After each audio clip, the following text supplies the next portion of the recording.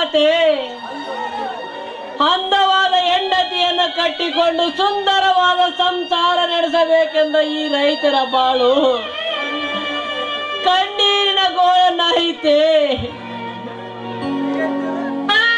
ನನ್ನ ತಮ್ಮ ಬೀದಿಯಲ್ಲಿ ಹೊರಟರೆ 108 ನಾರಿಮಣಿಯರು ಬಾಯಿಂದ ಬರುವ 108 ನಾರಿಮಣಿಯರು ತಲೆ ತಗ್ಗಿಸಿ ಗೌರವದ ನುಡಿಗಳನ್ನು ಆಡುವಾಗ ಇಂದು ಅವನ ಅಣ್ಣನ ಹೆಂಡತಿಯೇ ಶ್ರೀಮಂತನ ಸೂಳೆ ಆದರೆ ಹಿಂದಿಗೆ 3-4 ದಿನಗಳಿಂದಲೂ ಹೊಟ್ಟೆಗೆ ಇಡೀ ಅನ್ನವಿಲ್ಲದೆ ಹಸಿದ ಕರಳುಗಳು ಜೀವವನ್ನೇ ಕಿತ್ತು ತಿಂದಂತೆ ಮಾಡುತ್ತಿವೆ.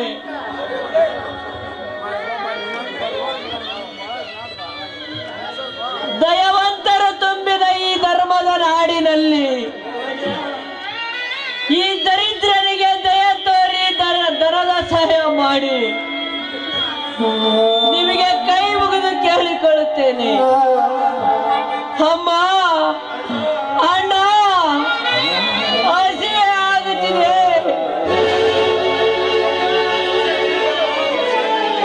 ಭಿಕ್ಷೆ ನೀಡಿ ಅಮ್ಮ, ಭಿಕ್ಷೆ ನೀಡಿ. ಭಿಕ್ಷೆ ನೀಡಿ ಪುಣ್ಯ ಕಟ್ಟಿಕೊಳ್ಳಿ.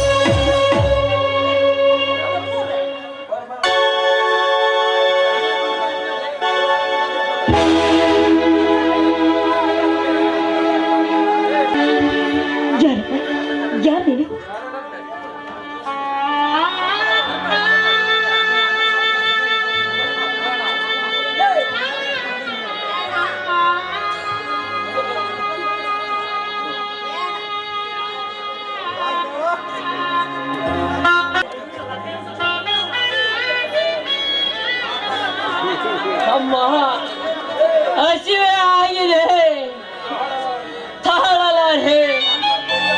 ಅನ್ನ ಕೊಡಿ ಅಮ್ಮ, ಅನ್ನ ಕೊಡಿ. ನೋಡಪ್ಪ, ನನ್ನ ಹತ್ರ ಅನ್ನ ಇದೆ, ಬುತ್ತಿ ಬರ್ತದೆ, ಅದನ್ನು ಕೊಡ್ತೀನಿ, ಕೂತ್ಕೊ.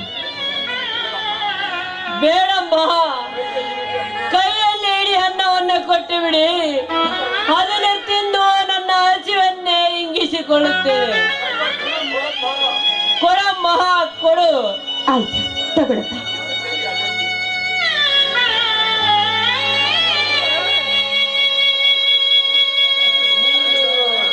ರೇವತಿ ಅಲ್ಲವೇ? ಹೌದು, ತಾಗೆ. ಹೋ ಮಾರಿ, ನಿನ್ನ ಮುಖವನ್ನು ನೋಡಬಾರದೆಂದು ನಾನು ಬಯಸಿದರೆ ಅನ್ನ ಕೊಡೋ ನೆಪದಲ್ಲಿ ಭಯಪಾಲಕರಂತೆ ಪ್ರತ್ಯಕ್ಷವಾಗಿ ಬಿಟ್ಟಿಯ ನನ್ನ ಕಣ್ಣ ಎದುರಿಗೆ. ತೊಲಗು ಇಲ್ಲಿಂದ. ಸ್ವಾಮಿ, ನಿನ್ನ ಏನ್ ಬೇಕಾದ್ರೂ ಇದೆ, ಅದನ್ನ ನಾನು ಸಹಿಸ್ಕೊಳ್ತೇನೆ. ಆದ್ರೆ ಈಗ ನೀವು ಸಾಕಷ್ಟು ಹಾಸ್ಕೊಂಡಿದ್ದೀರ, ಮೊದಲು ನೀವು ಊಟ ಮಾಡಿ. ಹಸಿವು, ನನ್ನ ಹಸಿವನ್ನು ಇಂಗಿಸುವುದಕ್ಕೆ ನೀರ್ಯಾರೇ? ಅಲ್ಲಿ ನಿನ್ನ ಪ್ರೇಯಕರ ಹಸಿದಿರಬೇಕು, ಅವನ ಹಸಿವೆ ಇಂಗಿಸು ಹೋಗು. ಸ್ವಾಮಿ, ಎಂತ ಕೆಟ್ಟ ಮಾತುಗಳನ್ನು ಮಾತಾಡಿ ನನ್ನ ಹುಚ್ಚಳನ್ನಾಗಿ ಮಾಡಬೇಡಿ. ಮುಂದೊಂದು ದಿನ ಎಂದಲ್ಲ ನಾಳೆ ನಾನು ಎಂತವಳು ಅಂತ ಗೊತ್ತಾದ್ಮೇಲೆ ಆಗ ನೀವೇನನ್ನ ಅರ್ಥ ಮಾಡ್ಕೊಳ್ತೀರ. ಆದ್ರೆ ಮೊದ್ಲಿಗೆ ಊಟ ಮಾಡಿ. ಜಾರಣಿ, ಯಾವ ಮುಖವನ್ನು ಒತ್ತುಕೊಂಡು ನನಗೆ ಸ್ವಾಮಿ ಎಂದು ಬೇಡುವೆ? ನನಗೆ ಊಟ ಮಾಡಿಸುವೆ? ನಿನ್ನ ಯೌವನದ ಕಾಮದ ದೃಶ್ಯವನ್ನು ತೀರಿಸಿಕೊಳ್ಳುವ ನಿಮ್ಮಂತ ಕಾಮಿಷ್ಟರನ್ನು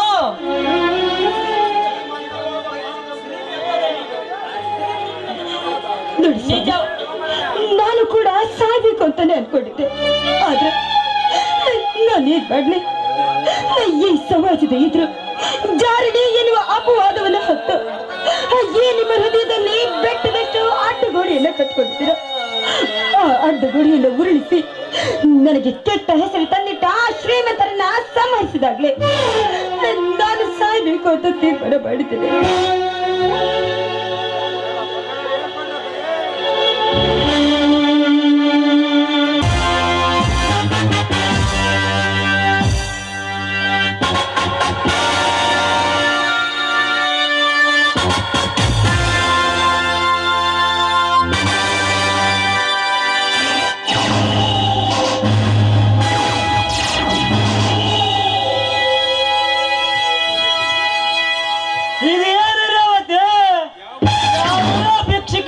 ನಿಂತುಕೊಂಡ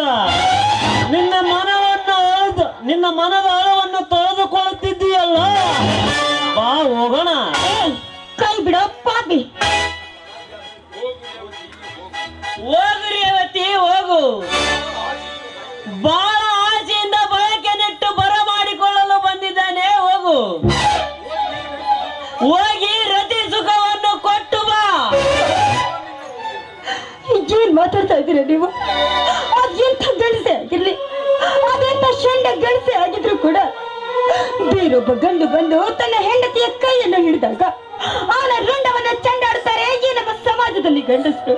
ಅಂತದ್ರಲ್ಲಿ ನೀವೇ ಹೋಗಿ ಅವನಿಗೆ ಸುಖ ಕೊಟ್ಟು ಬಾ ಅಂತ ಹೇಳ್ತಾ ಇದ್ದೀರಲ್ಲ. ರೇವತಿ, ನನ್ನ ಹೆಂಡತಿ ಒಬ್ಬಳು ಗರತಿ ಆಗಿದ್ದರೆ ಇಷ್ಟೊತ್ತಿಗೆ ಈ ಮಗನ ಕೈ ಹಾಕಿದ್ದನ್ನು ನೋಡಿಕೊಳ್ಳುತ್ತಾ ನಿಂತುಕೊಳ್ಳುತ್ತಿದ್ದಿಲ್ಲ. ಇಷ್ಟೊತ್ತಿಗೆ ಈ ಮಗನ ದೇಹವನ್ನು ಸೀಳಿ ರಕ್ತವನ್ನು ಕುಡಿದು ಬಿಡುತ್ತಿದ್ದೆ.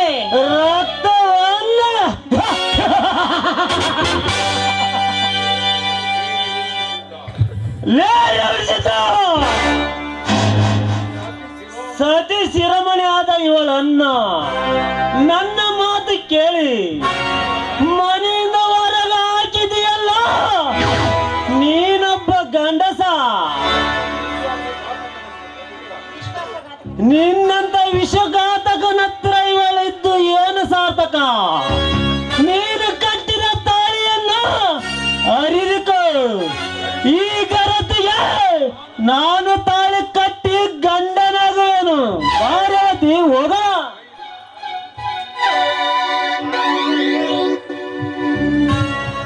ಕಾಮಕ, ನಿನ್ನ ಆಸೆ ಇಂದಲ್ಲ ಯಾವ ಜನ್ಮಕ್ಕೂ ಕೂಡ ನೆರವೇರೋದಕ್ಕೆ ಸಾಧ್ಯವಿಲ್ಲ. ನೀನೇನಾದ್ರೂ ಇನ್ನೊಂದು ಸಲ ನನ್ನ ಮೈ ಮುಟ್ಟೋದಕ್ಕೆ ಬಂದಿದ್ದೆ ಆದ್ರೆ ನನ್ನ ಗಂಡ ಮೆಟ್ಟಿರುವ ಚಪ್ಪಲಿಂದ ಹೊರಬೇಕಾದ್ದು ಎಚ್ಚರ. ಗಂಡನಿಂದ ನೂರಾರು ಅಪಸರ ಮಾತುಗಳನ್ನು ಆಡಿಸಿಕೊಂಡು ಬೀದಿಗೆ ಬಿದ್ದ ಸೋಳೆದು ನಿನ್ನ ಗಂಡನ ಚಪ್ಪಲಿಂದ ಹೊಡಿತೇನೆಂದು ಬಗಳಿದೆಯಾ ಬಡವೆ? ಅಂದೋ ಇಂದೋ ಎಂದು ನಿನ್ನ ಚೆಲುವಿಗೆ ಮನಸೋತ ನಾನು ನಿನ್ನ ಗಂಡನ ಕಣ್ಣೆದುರಿಗೆ ನಿನ್ನನ್ನು ಎಳೆದುಕೊಂಡು ನಿನ್ನ ಶೀಲವನ್ನು ಹಾಳು ಮಾಡಲಿಲ್ಲ. ನನ್ನ ಹೆಸರು ಪ್ರತಾಪ್ ಸಿಂಹನೇ ಅಲ್ಲ. ಬಾರನೇ ಬಾ.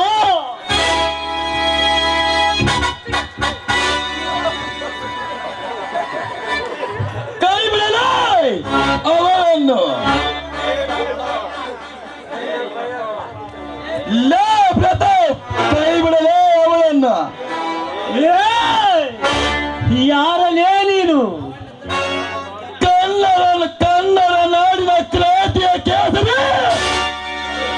ಕರುನಾಡಿನ ಕ್ರಾಂತಿವೀರ ಸಂಗೊಳ್ಳಿ ರಾಯಣ್ಣ.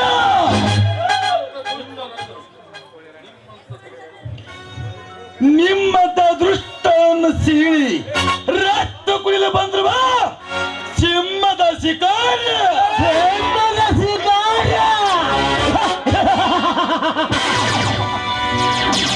ನೇರಾಯ ನಿಮ್ಮಂತ ಸಿಂಹದ ಶಿಕಾರಿಗಳನ್ನು ಸೈಡಿಗೆ ಇಟ್ಟ ನಿಮ್ಮತ್ತಿಗೆ ಕೆಟ್ಟ ಅಪವಾದವನ್ನು ಕೊಟ್ಟ ನಿಮ್ಮಣ್ಣನನ್ನು ಮನೆ ಬಿಟ್ಟು ಹೋಗುವಂತೆ ಮಾಡಿದ್ದು ನಿನಗೆ ಗೊತ್ತಿಲ್ಲವೇ? ಸೋಮನ ಹೊರಟು ಹೋಗಲೇ ಬಡ ಭಿಕಾರಿ ನನ್ನ ಮಗನೇ. ಲಾ ಪ್ರತಾಪ್, ನಾನು ಇಲ್ಲದ ಸಮಯದಲ್ಲಿ ನನ್ನ ಮನೆಗೆ ನುಗ್ಗಿ ನನ್ನ ಅತ್ತಿಗೆಗೆ ಆದರವರೆಯನ್ನು ಹೊರಿಸಿ ಮೋಸದಿಂದ ನಮ್ಮ ಮನೆಯನ್ನು ನಿಮ್ಮದಾಗಿಸಿಕೊಂಡು ನನ್ನ ಅಣ್ಣನನ್ನು ಮನೆಯಿಂದ ಹೊರಗೆ ಹಾಕಿರಬಹುದು. ಈ ರಾಯ ಜೀವಂತ ಇರೋವರೆಗೂ ನಿಮ್ಮಂತವರ ಆಟ ಏನು ನಡೆಯುವುದಿಲ್ಲ. ನಾನು ಒದೆಯುವ ಒಂದೊಂದು ವರ್ತಕ್ಕೆ ನಾನು ಹೇಳಿದ ಸುಳ್ಳೆಂದು ಒಪ್ಪವರೆಗೂ ನಿನ್ನನ್ನು ಕೈ ಬಿಡೋದಿಲ್ಲ. ಹೇಳಲೇ ಮಗಲೇ, ನನ್ನ ಅತ್ತಿಗೆ ನಿನ್ನನ್ನು ಬಾಂಧುತ್ತಳ. ರಾಯ, ಬೇಡಪ್ಪ ಬೇಡ, ಅವನನ್ನು ಒದೆಯಬೇಡ. ನಿನ್ನತ್ತಿಗೆ ಮಾಡಿದ ಹೇಯ ಕೃತ್ಯವನ್ನು ನಾನೇ ನನ್ನ ಕಣ್ಣಾರ ಕಂಡಿದ್ದೇನೆ. ಮುತ್ತಣ್ಣ ಬಾಯನ್ನು ನೀನೇನು ಕಣ್ಣಾರ ಕಂಡಿದ್ದೀಯಾ? ಈ ನಾಯಿ ಮಾಡಿರುವ ಕೆಲಸಕ್ಕೆ ನೀನು ಒಳಗಾಗಿದ್ದೀಯಾ? ನನ್ನ ಅತ್ತಿಗೆ ಇವನನ್ನ ಬಾಂದ್ ಕಿವರ ಕೇಳಿದ್ದೀಯಾ? ಇಲ್ಲ. ಈ ಕಾಮ ಪಿಚನ ಕರೆದುಕೊಂಡು ಮಲಗಿದ್ದು ಕಣ್ಣಾರ ಕಂಡಿದ್ದೀಯಾ? ಹೇಳಣ್ಣ, ಹೇಳು. ಇಲ್ಲಪ್ಪ, ಇವನು ರಾತ್ರಿಯ ಸಮಯದಲ್ಲಿ ನಮ್ಮ ಮನೆಗೆ ಬಂದಿದ್ದನ್ನು ನಾನೇ ನನ್ನ ಕಣ್ಣಾರ ಕಂಡಿದ್ದೇನೆ. ಕಂಡಿರಬಹುದಣ್ಣ. ನಾವಿಲ್ಲದ ಸಮಯದಲ್ಲಿ ನನ್ನ ಮನೆಗೆ ಸಂಚರಿಸಬೇಕು. ಕಂಡಿರಬಹುದಣ್ಣ. ನಾವಿಲ್ಲದ ಸಮಯದಲ್ಲಿ ನಮ್ಮ ಮನೆಗೆ ಮೋಸ ಮಾಡಬೇಕೆಂದು ಬಂದಿರಬೇಕು ಈ ಕಾಮ ತುಂಬಿದ ಕತ್ತೆ.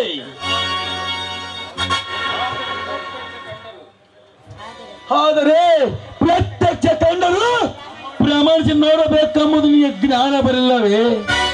ದೇವತೆ ಅಂತಿರುವ ನನ್ನ ಅತ್ತಿನ ಕೆಟ್ಟ ಅಪವಾದ ಕೊಟ್ಟು ಬಿಟ್ಟಲ್ಲ ನೀನು.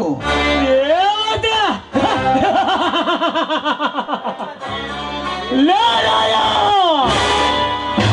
ಈ ನಿನ್ನ ಅತ್ತಿಗೆ ದೇವತೆ ಆಗಿದ್ದಾರೆ. ದಾಸಿ ಅಂತ ಈ ಪ್ರತಾಪ್ ಸಿಂಹನಿಗೆ ಏಕೆ ಸುಖ ಕೊಡುತ್ತಿದ್ದಳು ಈ ಆಧಾರದವಳು?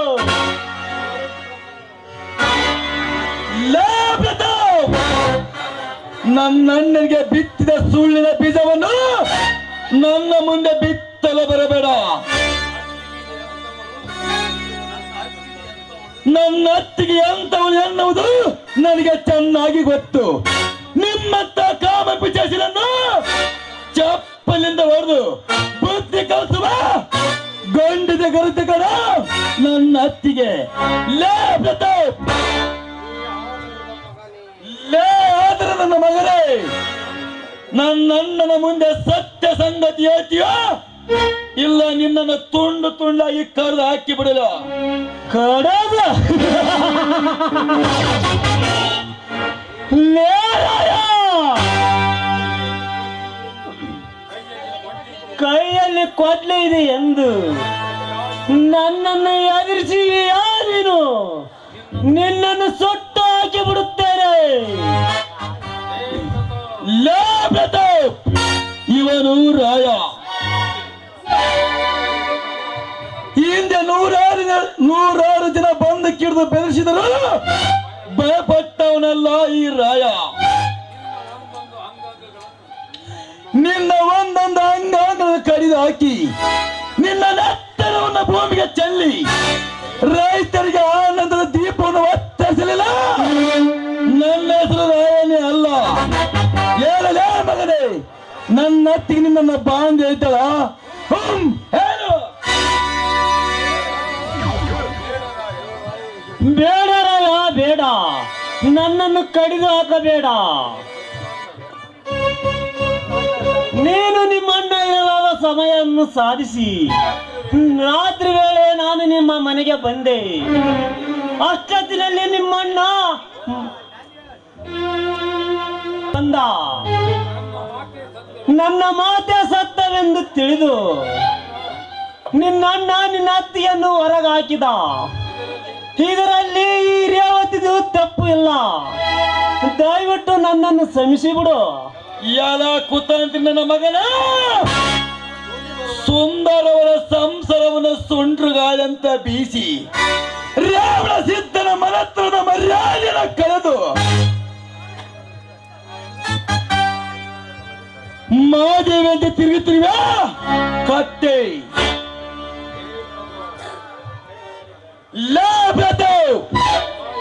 ಇವನು ರಾಯ, ಕ್ರಾಂತಿ ಕುಲದಲ್ಲಿ ಹುಟ್ಟಿದವನು, ಶಾಂತಿ ನೆಲದಲ್ಲಿ ಬೆಳೆದವನು. ನಿಮ್ಮಂತ ದುಷ್ಟರ ವಿರುದ್ಧ ತೊಡೆ ತೊಟ್ಟಿ ಹೋರಾಟ ಮಾಡುವನು. ನೆನೆಸಿಕೋ ಆ ನಿನ್ನ ಗೌಡನನ್ನು. ಧೈರ್ಯ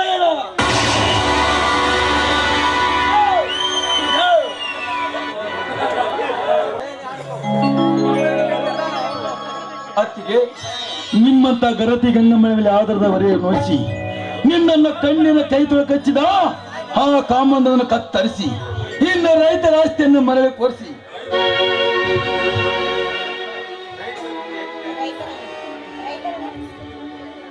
ಇನ್ನು ರೈತರ ಆಸ್ತಿಯನ್ನು ಎತ್ತಿ ಹಾಕಿ